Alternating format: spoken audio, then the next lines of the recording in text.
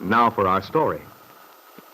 It was a gray, dreary morning in Chicago, but Dell Shipley's apartment was pleasantly warm and cheerful with that smart sort of gaiety which can be achieved by a clever interior decorator. Faintly, Dell could hear the sounds of activity from below, for her living quarters were upstairs over the Golden Peacock, the nightclub she'd been running successfully for more years than she liked to remember. The cleaning women were busy down there now, sweeping up cigarette stubs, straightening tables, waxing the dance floor. They went about their task with silent matter-of-factness in the bleak gray light which filtered through the heavy draperies. Tonight, with the lights, the music and laughter, the fragrance of perfumes and flowers, the place would come alive and Dell would move about, acting her part of hostess, making it go. But now, for a short while, she belonged to herself. She could allow herself to relax, speculate about the future, or think back over the past. She could even forget to smile. 9 o'clock. That kid Aunt Mary phoned about ought to be showing up pretty soon, according to the telegram. I wonder how they all are down at the Lane farm. Aunt Mary didn't say much. Funny when I look back, think of Lefty as he used to be after Joyce left him. He was quite a guy in those days. Now he's turned into a dyed-in-the-wool farmer. If I hadn't kept yapping at him, telling him he ought to look up his kid, find Peggy, maybe everything would have turned out different. Oh, I'm not sorry, really. Lefty's happy. And he seems to be. He's got a home. He's got Aunt Mary to sort of look after him, and Peggy. Peggy. I suppose she'll always stand between us. I guess I've really lost him. And all I was thinking about was his own good. Sure, I didn't want to take the rap for something he hadn't done. I couldn't help it if Peggy got herself into such a spot it looked as if she was mixed up in the murder. But I was supposed to stand around and let him throw his life away. Oh, well. What's the use of thinking about it? Doesn't do any good. Come in. Mrs. Shipley? Yeah, and you must be Lisa Fenner. I got Aunt Mary's wire last night. Come on in, dear. I hope it's all right, my coming directly here. They told me downstairs you were expecting me. Oh, sure. Sit down, hon. Oh, thank you. Yeah. Have some coffee? Oh, no, thanks. I had breakfast on the train. Oh. Well, I'm going to have some more. This is the only time I have to myself all day. I sort of linger over breakfast. I was just telling myself I ought to get dressed before you arrived so I wouldn't be such a mess. I couldn't get up enough steam. Oh, but you look very nice. Oh, now, look, Lisa. If we're going to get along, we'll have to be on the level with each other, so don't try to kid me. I look awful and I know it. Mrs. Shipley, I wanted to tell you how much I appreciate your giving me this interview about a job. Since I stopped dancing, I've sort of lost track Now, of relax, things. kid. If there's anything I can do, I'm happy to do it. You see, Aunt Mary's a good friend of mine. If she's pulling for you, I know you must be okay. And don't call me Mrs. Shipley. Just call me Dell. Everyone does. Well, thanks. How were things at the farm when you left? Everything under control? Oh, just fine. They're such lovely people. Well, they sure are. All of them. Aunt Mary and Peggy and Lefty. But I don't suppose you saw much of Lefty. He's usually out working around the farm, isn't he? Yes, but even so, I got to know him pretty well. What did you think of him? Think of Lefty? Oh, I like him a lot. He's got such a funny sense of humor. Yeah. I thought he was an awfully nice old fellow. Old fellow? Yes, I guess he would seem like an old fellow at your age.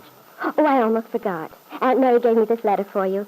I guess it's a sort of letter of introduction. Oh, here, I've got it right in my bag. Well, thanks, hon. Well, I'd better go in and put on a face. Will you excuse me? It won't take long. We can talk over details when I come back. Surely. You just make yourself at home. Oh, I will. Thank you. Seems to be a nice kid. Good looking, good figure. Well, perhaps she'll work out all right. Well, let's see what Mary has to say. Dear Dell, thanks so much for... I'm very anxious not to lose track of this girl. It's just an idea, but I think she may be a clue to something here in Wakefield. Wonder what she means by that now. So please keep in touch with me. I do hope you can see your way clear to come down before too long. There's something I want to talk over with you. I think it will interest you. Lisa's a lovely girl, and I believe she's quite a fine dancer. She's very unhappy at present, but if you can only get her started... Don't know what it is that is troubling her, but you may be able to. Some unfortunate experience which has left her with no faith in her own abilities. Anyway, Dell, I know you'll do the best you can. My love to you and Lily, Mary. Nothing about Lefty. Oh, well, I suppose there's nothing to say. Wonder what Aunt Mary means, unfortunate experience. Well, we'll see what happens. No use looking for trouble. Meanwhile, in the other room, Lisa Fenner waited patiently. Mrs. Shipley's awfully kind. Just because I'm a friend of Aunt Mary's. It's nice of her to be willing to talk to me. But I mustn't forget to tell her how long it's been since I danced. If only I was sure I could do it. When I think of getting out there performing again, it scares me. It wasn't very long ago that I said goodbye to Paul here. And now Lance is here. So many memories. So many. Dell? Oh, hello. Oh, Mrs. Shipley's in the other room getting dressed. Well, I guess I'll come in and make myself comfortable. Boy, what a day. When I woke up this morning and looked out of the window, I had to fight with myself to get out of bed. I should have been born in Mexico or someplace. I go for sunshine and lots of it. Yes, I don't like these gray days either. In my line of work, you never see enough sunshine. You stay up until all hours of the night, and of course you... Oh, say, maybe I ought to introduce myself. I'm Lily Devon. What's your title? I'm Lisa Fenner. You are? Well, I'll be darned. Lisa, meet your new roommate. What? Yeah, Dell and I cooked it up when we heard Aunt Mary was sending you up here. It's still impossible to find a room anywhere, so we had the bright idea you could stay with me. I mean, if it's okay with you. Well, that's awfully nice of you. I did wonder whether I'd be able to find a place to live. Oh, but are you sure it won't be an inconvenience? Oh, not a bit. If we don't get along, well, I'll just pitch you right out on your ear. That's fair enough, isn't it? Oh, yes. And I hope I won't have to go out on my ear. Don't worry. I'm not really so tough as I make out. I remember the first time I met Peggy Douglas. Why, I just about scared the poor kid to death. But she found out my bark was worse than my bite. I didn't know you knew Peggy. Oh, sure. I know the whole family. Aunt Mary's swell, isn't she? Oh, yes. She's been wonderful to me. I'm sure. That's the kind of person she is. A real good Joe.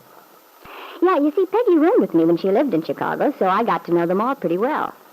They were having a lot of trouble at the time, but Aunt Mary was always just as friendly and nice as anything. I get a big laugh out of Lefty, too. He's always squawking about something. But he usually winds up doing things the way Peggy and Aunt Mary want him to. That's right. I've noticed that, too. He's terribly fond of Peggy. Oh, brother. Fond, you say? Why, that guy worships the ground Peggy walks on. And does she know it?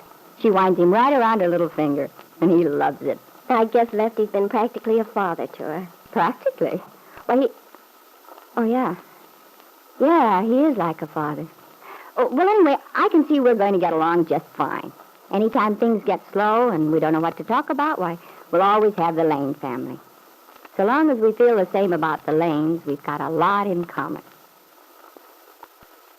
A lot in common, Lily? Yes, perhaps even more than you realize. Lisa Fenner was wondering just how much Lily Devon did know about Wakefield. Wondering whether she knew Kit Meade, too. She'd have to be careful, Lisa thought. But Lisa had no idea just how smart this wisecracking young woman really could be. If she had any idea of the connection between Lisa Fenner and Kit Meade, it wouldn't take very long for Lily to do something about it.